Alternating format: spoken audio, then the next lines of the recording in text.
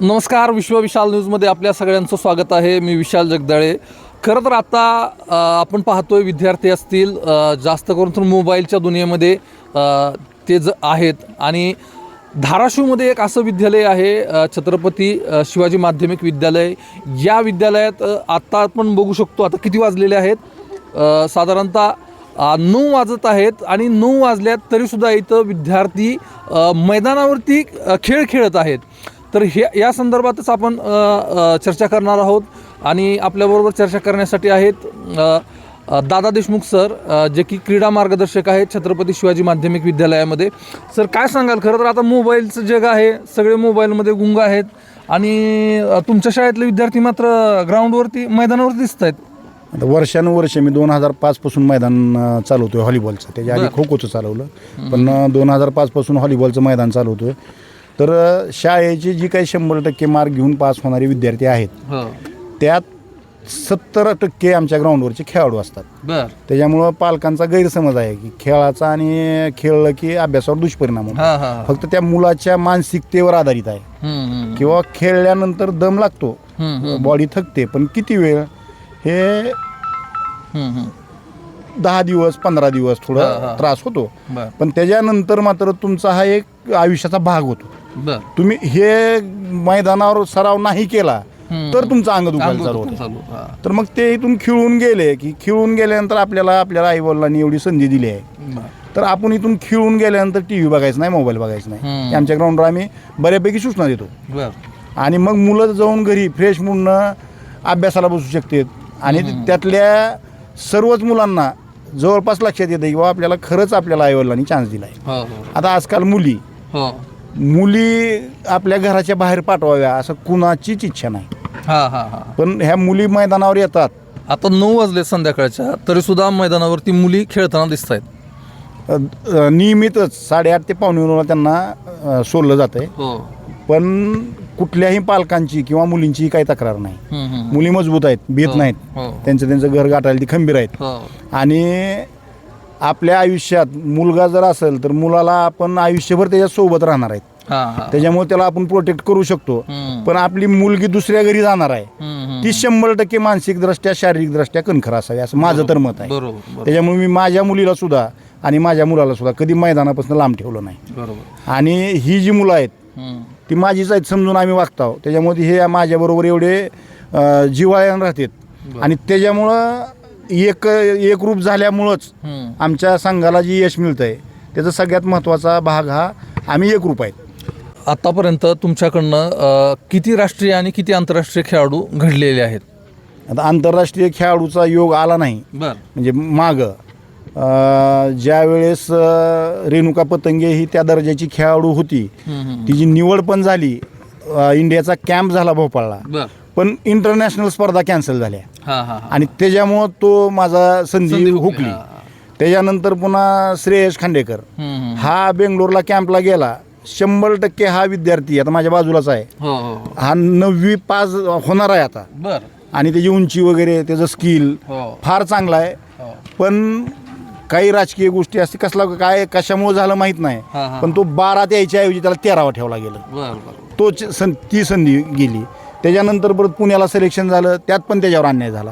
पण गायत्री नांदे गेल्या वर्षी म्हणजे याच वर्षी चीन इथं जी स्कूल गेम फेडरेशन आंतरराष्ट्रीय स्पर्धा घेतली होती त्या स्पर्धेत भारतीय संघामध्ये जाऊन खेळून आली.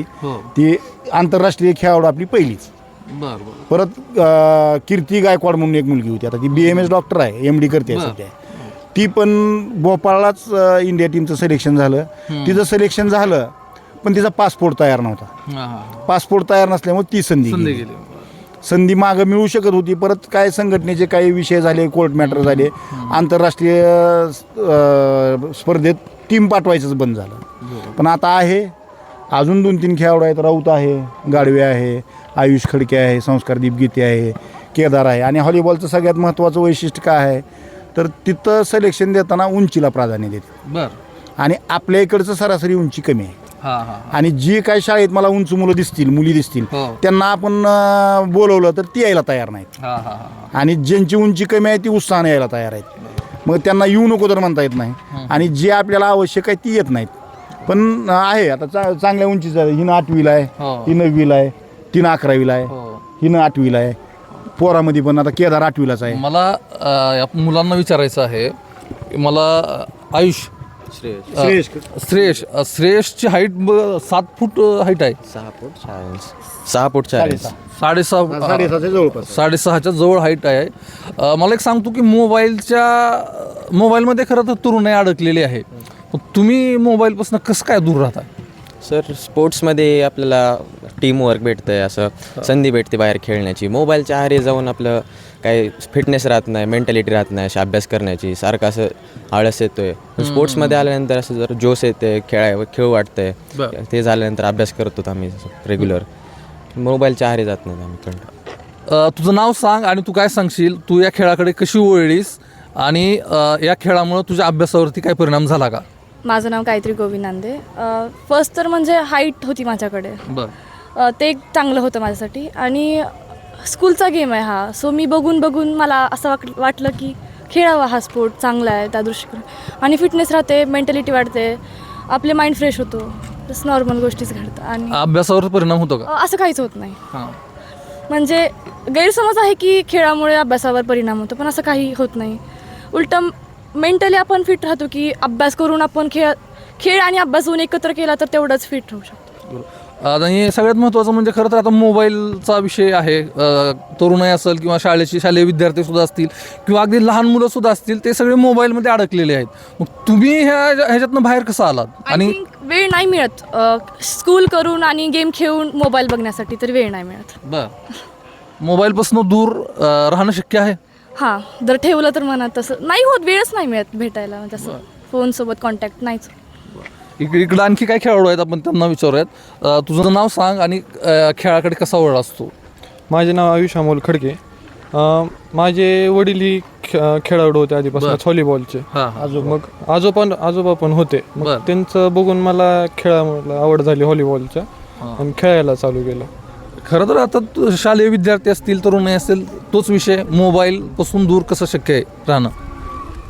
मोबाईलपासून दूर, कारण की इथं खेळायला वेळ गेलेला असतो, मग ते भरून काढण्यासाठी अभ्यास करायचा. मग ते दोन्ही करून मोबाईल ते बघायला काय मेंटॅलिटी राहत नाही तशी. खेळ आणि अभ्यास कसा मॅनेज करतो? खेळून जे ही होते ना, माइंड फ्रेश जे होते ना, त्यांना अभ्यास उत्तम होतं. म्हणजे काय कुठलं प्रश्न राहत नाही डोक्यात असे, की कॉन्फिडन्स येतो जास्त अभ्यास करायला. मुलांना काय सांगशील तू, जे की मोबाईलच्या आहारी गेलेले आहेत, त्यांना काय सांगशील तू? मोबाईलकडं जास्त असं वळून बघायचं नाही, खेळाकडे लक्ष द्यायचं. आणि मोबाईलमुळं अभ्यासही होत नाही जास्त. सर, मोबाईलचा विषय आहे. खरं तर मोबाईलमुळं मनावर कितपत परिणाम होतो? मोबाईलमुळं मनावर तर परिणाम होतोच, पण काय होतं, आपण स्वतः जर अनुभव घेतला, एखाद्या इंस्टाग्रामच्या ह्याला किंवा यूट्यूबला आपण जाऊन एखादा व्हिडिओ बघितला, तर ते असं कंटेंट आपल्या खिशामध्ये की तुमच्या साधारण चाललेल्या चर्चेवरनं सुद्धा तुम्हाला व्हिडिओ यूट्यूबला व्हायला. समजा आपण एखाद्या आता इराणच्या युद्धावर चर्चा केली, तर तुम्हाला व्हिडिओ त्याच्याच यायला चालू होत आहे. एखाद्या खेळाची चर्चा चालू केली, तुमचा मोबाईल बंद जरी असला तरी ते 100% आपण आपल्यावर वॉचच आहे तो. आणि त्यातनं बघत बसलं तर 2-2, 3-3 तास कधी निघून जातात. मग डोळ्यावर परिणाम व्हायला लागला मुलांच्या. बसून बघताना पाठीच्या मणक्यावर त्रास व्हायला लागला. म्हणजे हे गोष्टी ज्या आहेत त्या चांगल्या नसताना सुद्धा पालक पण त्याच्यातच आहेत. मग एखादा विद्यार्थी असं सुद्धा म्हणू शकतंय, तुम्ही बघता मी बघणार आहे. मग पालकांनी सुद्धा ह्या आमिषापासून लांब राहावं आणि आपल्या पाल्याला सुद्धा ह्यापासून लांब ठेवावं. इकडे आणखी खेळाडू आहेत. तू आतापर्यंत किती स्पर्धा खेळलेली आहे आणि कुठल्या स्तरावरती खेळलेली आहेस? माझं नाव संस्कृती गाडवे. मी 2 स्टेट खेळलेले आणि 1 नॅशनल. मुंबईचे जर मॅचेस झाल्या त्या तिथं सिलेक्शन झालं होतं आणि राजस्थान इथे मॅचेस होत्या. मी 2 स्टेट आणि 1 नॅशनल खेळलेले. खरं तर तू स्टेट आणि नॅशनल खेळलेली आहेस. मला एक सांग, तू मोबाईलपासून कशी दूर राहतेस तू? साधारण स्कूल, ट्युशन, मी आता 10th आहे, ट्युशन, शाळा आणि व्हॉलीबॉल, फक्त टाईम भेटत नाही मोबाईल गेला त्याच्या. ही बाकीचे विद्यार्थी जे आहेत ते मोबाईलच्या खूप आहारी गेलेले असणारे, त्यांना काय सांगशील तू? मोबाईल बघू नका, खेळायला या. मैदानावरती आलं पाहिजे. हां मैदानावरती आलं पाहिजे, खेळायला पाहिजे, फिटनेस वगैरे केला पाहिजे. आणि असं पण म्हटलं जातं की बाबा एखाद्या खेळाला वेळ खूप जातो आणि वेळ गेल्यामुळं मार्क कमी पडतात, अभ्यासाकडे दुर्लक्ष होतं, असं काय होतं का तुझं? नाही, असं होत नाही. नाही होत. नाही, खेळ खेळला पाहिजे. हां खेळ खेळला पाहिजे. तुझं नाव सांग आणि तू काय सांगशील? मी श्रुती राऊत. म्हणजे मोबाईलपासून लांब राहायचं म्हणजे ते आपल्यावर डिपेंड असतं की आपण किती वेळ ते बघायला पाहिजे. म्हणजे असं काय मोबाईलला दोष देऊन पण काय फायदा नाही, कारण की ते आपल्या हातात आहे किती वेळ वापरायचा आहे. आणि म्हणजे गेममुळं काय असं ह्याच्यावर अभ्यासावर काय होत नाही असं मला तर वाटत नाही. म्हणजे कुठलाही खेळ खेळला तर त्याच्यामुळं अभ्यासावर परिणाम होत नाही. हां मला तर वाटत नाही असं. म्हणजे काय इथंच टाईम जाते, मेंटली स्ट्रॉंग होतं आहे आणि नंतर घरी जाऊन अभ्यास करायचा. जास्त वेळ नाही राहत मोबाईल बघायला. जे जास्त मोबाईलच्या आहारी गेलेले आहेत त्यांना तू काय सांगशील? तू की म्हणजे मोबाईलवरती चांगल्या पण गोष्टी असतात ते बघावे, असं काय म्हणजे मोबाईलला जास्त यूज करू नये आणि गेम खेळावे, म्हणजे त्यानं मेंटली आणि स्ट्रेंथ पण वाढते आपली. बरोबर. खरं तर हे विद्यार्थी आहेत, राज्यस्तरावरती राष्ट्रीय खेळाडू आहेत. हे खेळाडू मैदानावरती खेळतात आणि त्यांनी आपल्या आयुष्यामध्ये आता यशाची पायरी गाठत आहेत. प्रशिक्षक आहेत दादा देशमुख सर. सर तुम्ही विद्यार्थी आणि पालकांना काय सांगाल? मी तर मगाशीच सांगितल्याप्रमाणे किंवा प्रत्येक पालकांनी आपल्या पाल्याला दिवसातून एकदा तरी घाम येईल अशा पद्धतीचा मैदानी खेळ खेळायला. समजा तुम्हाला कुठं पाठवायचं नसेल तर तुम्ही त्याला सकाळी स्वतः उठून त्याला बरोबर घेऊन स्टेडियमसारख्या ठिकाणी जिथं आपण फिटनेस करू शकतो अशा ठिकाणी घेऊन जाऊन 1-2 तास त्याला आपण स्वतः ते आपल्या आधिपत्याखाली त्याला खेळवून वगैरे सराव करून घ्यावा आणि त्याचं शारीरिक स्वास्थ्य कसं चांगलं राहील याचा प्रयत्न करावा. आणि मोबाईल आणि टी व्हीपासून आपली पाल्य लांब ठेवावे, जेणेकरून आपलं पाल्य हा शारीरिक व मानसिकदृष्ट्या जगण्यासाठी सामर्थ्यवान होईल. बरोबर. तर आत्ता आपण धाराशिवमधील जे की नामांकित शाळा आहे छत्रपती माध्यमिक विद्यालयाच्या मैदानावरती आलो होतो आणि 9 वाजून गेलेले आहेत तरीसुद्धा इथं विद्यार्थी सराव करताना दिसत आहेत.